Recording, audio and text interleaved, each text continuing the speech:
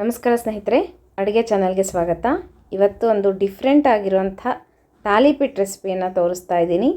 ತುಂಬ ರುಚಿಯಾಗಿರುತ್ತೆ. ನೀವು ಟ್ರೈ ಮಾಡಿರಿ, ಹೇಗೆ ಬಂತು ಅಂತ ನನಗೆ ತಿಳಿಸೋದು ಮರಿಬೇಡ್ರಿ.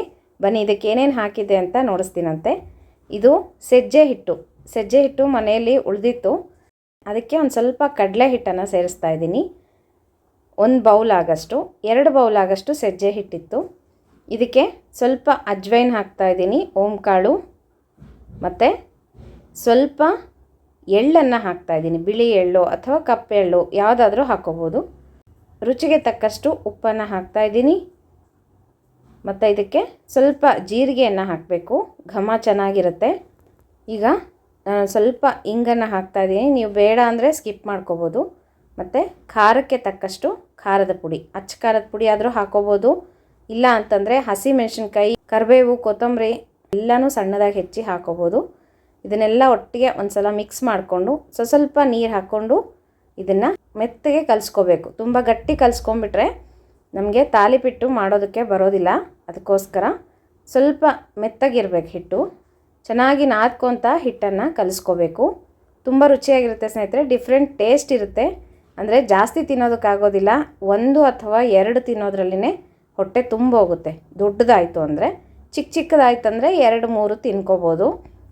ಅದೇನು ನೆನೆಯೋಷ್ಟಿಲ್ಲ, ದಿಢೀರಂತ ಮಾಡ್ಕೋಬೋದು. ನಾನಿಲ್ಲಿ ಫಸ್ಟು ಕಬ್ಬಿಣದ ಹಂಚಿಗೆ ತಟ್ತಾ ಇದ್ದೀನಿ, ಆಮೇಲೆ ಬಾಣಲಿಗೂ ಸಹ ತಟ್ಟಿ ತೋರಿಸ್ತೀನಂತೆ. ನೋಡಿರಿ, ಹೀಗೆ ಎಣ್ಣೆ ಸವರ್ಕೊಂಬಿಟ್ಟು ಹೆಂಚಿಗೆ ಫಸ್ಟು ಸ್ವಲ್ಪ ಹಿಟ್ಟು ತೊಗೊಂಡು ಈ ಥರ ತಟ್ತಾ ಬರೋದು. ರೌಂಡ್ ಶೇಪಲ್ಲಿ ಅಂಚೆಲ್ಲ ತೆಳು ಇರಬೇಕು, ಮಧ್ಯ ಸ್ವಲ್ಪ ದಪ್ಪ ಇದ್ದರೂ ನಡೆಯುತ್ತೆ.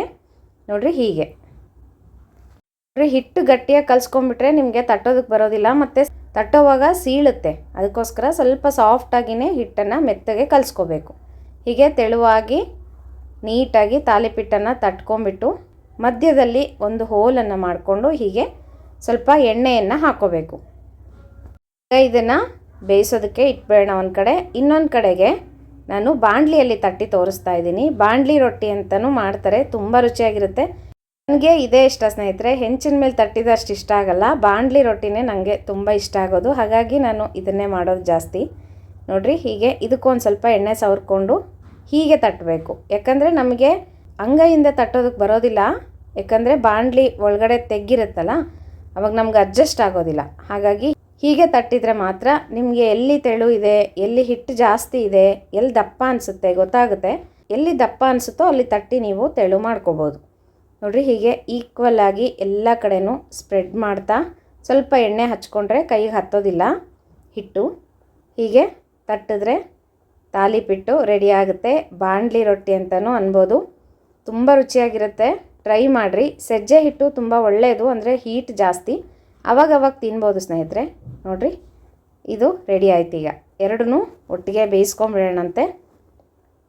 ತಿಂಡಿಗೆ ಮಾಡ್ಕೋಬೋದು, ಬೆಳಗ್ಗೆ ಅಥವಾ ಸಂಜೆ ಮಾಡ್ಕೋಬೋದು. ಈ ದಶಮಿ ದಿನಗಳಲ್ಲಿ ಮತ್ತು ದ್ವಾದಶಿ ದಿನಗಳಲ್ಲೂ ಸಹ ಮಾಡ್ಕೊಂಡು ತಿನ್ಬೋದು.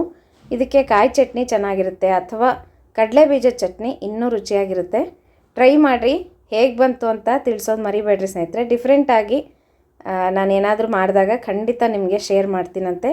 ನೋಡಿರಿ, ಬಾಣಲಿ ರೊಟ್ಟಿ ಎಷ್ಟು ಚೆನ್ನಾಗಿ ಬಂದಿದೆ. ತೆಳು ಬರುತ್ತೆ, ತುಂಬ ಕ್ರಿಸ್ಪಾಗಿರುತ್ತೆ, ತುಂಬ ರುಚಿಯಾಗೂ ಇರುತ್ತೆ. ನೋಡಿರಿ, ಕಾಣಿಸ್ತಾ ಇದೆಯಲ್ಲ, ಎಳ್ಳು, ಜೀರಿಗೆ ಎಲ್ಲನೂ ಕಾಣಿಸುತ್ತೆ. ನೀವು ಕರ್ಬೇವಿನ ಸೊಪ್ಪು, ಕೊತ್ತಂಬರಿ ಎಲ್ಲನೂ ಹಾಕೋಬೋದು. ವಿಡಿಯೋ ಹೇಗೆ ಅನ್ನಿಸ್ತು ಸ್ನೇಹಿತರೆ? ಮತ್ತು ಮುಂದಿನ ವಿಡಿಯೋ ಒಟ್ಟಿಗೆ ಸಿಗ್ತೀನಿ. ನಮಸ್ಕಾರ.